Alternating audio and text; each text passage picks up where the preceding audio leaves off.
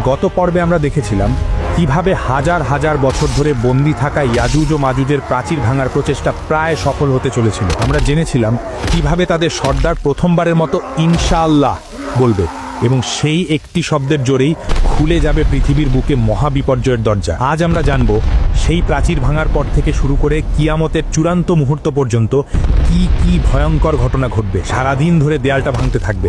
দিন শেষে যখন দেয়ালটা প্রায় ভেঙে পড়ার মতো অবস্থায় চলে আসবে, তখন তাদের সর্দার হয়তো আল্লাহর ইচ্ছাতেই বলে উঠবে, আজকের মতো এখানেই থামো, ইনশাআল্লাহ বাকি কাজটা আমরা আগামীকাল এসে শেষ করব। সেই একটা মাত্র শব্দ ইনশাআল্লাহ তাদের হাজার হাজার বছরের চেষ্টাকে সফল করে দেবে। পরের দিন সকালে যখন তারা ফিরে আসবে, তখন তারা দেখবে দেয়ালটা ঠিক তেমনই ভাঙা অবস্থায় আছে যেমনটা তারা দেখে গিয়েছিল। এরপর তারা এক ধাক্কাতেই সেই দেয়ালটা ভেঙে ফেলবে এবং কোটি কোটি ইয়াজুজ ও মাজুজ বন্যার পানির মতো তীব্র গতিতে সারা পৃথিবীতে ছড়িয়ে পড়বে। তাদের আগমনের সাথে সাথেই পৃথিবীতে শুরু হবে এক চরম বিপর্যয়, এক ভয়ঙ্কর দৃশ্য। যখন তারা উঁচু ভূমি থেকে দল বেঁধে নামতে থাকবে, তখন মনে হবে যেন পাহাড়ের উপর থেকে এক বিশাল কালো সমুদ্রের ঢেউ নেমে আসছে। তাদের চিৎকার আর পায়ের শব্দে মাটি কাঁপতে থাকবে। তারা তাদের যাত্রাপথে যা কিছু পাবে সব কিছু ধ্বংস করে দেবে।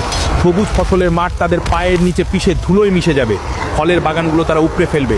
শহরের পর শহর তারা জ্বালিয়ে পুড়িয়ে ছারখার করে দেবে। যখন তারা জেরুজালেমের তাবেরিয়া লেকের পাশ দিয়ে যাবে, তখন তাদের প্রথম দলটি সেই লেকের সমস্ত পানি পান করে শেষ করে ফেলবে। লেকটি একদম শুকিয়ে মরুভূমির মতো হয়ে যাবে। কিছুক্ষণ পর যখন তাদের শেষ দলটি সেই শুকনো জায়গার পাশ দিয়ে যাবে, তখন তারা একে অপরকে বলবে, হয়তো কোনো এক সময় এখানে পানি ছিল। পৃথিবীর মানুষ ভয়ে আতঙ্কে দিশাহারা হয়ে যাবে। তারা নিজেদের ঘর বাড়ি ছেড়ে পাহাড়ের গুহায় এবং জঙ্গলে গিয়ে আশ্রয় নেওয়ার জন্য ছুটতে থাকবে। কিন্তু ইয়াজুজ ও মাজুজের হাত থেকে পালানো প্রায় অসম্ভব হবে।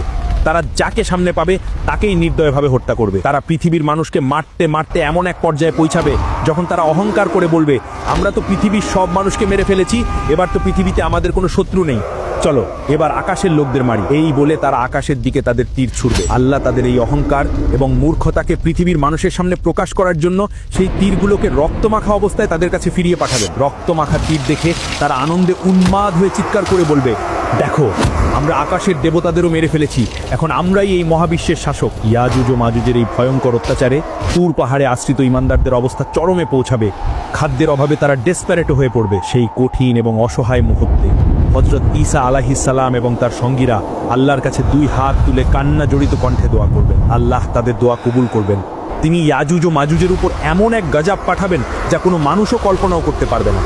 তিনি কোনো বিশাল সেনাবাহিনী বা ভয়ঙ্কর ঝড়ও পাঠাবেন না। আল্লাহ তাদের ঘাড়ে নাগাফ নামের এক ধরনের পোকা পাঠিয়ে দেবেন, যা দেখতে পঙ্গপালের মতো হবে। সেই পোকাগুলো রাতের অন্ধকারে ইয়াজুজ ও মাজুজের ঘাড়ের মধ্যে ঢুকে তাদের শরীরকে ভিতর থেকে খাওয়া শুরু করবে। কোটি কোটি ইয়াজুজ ও মাজুজ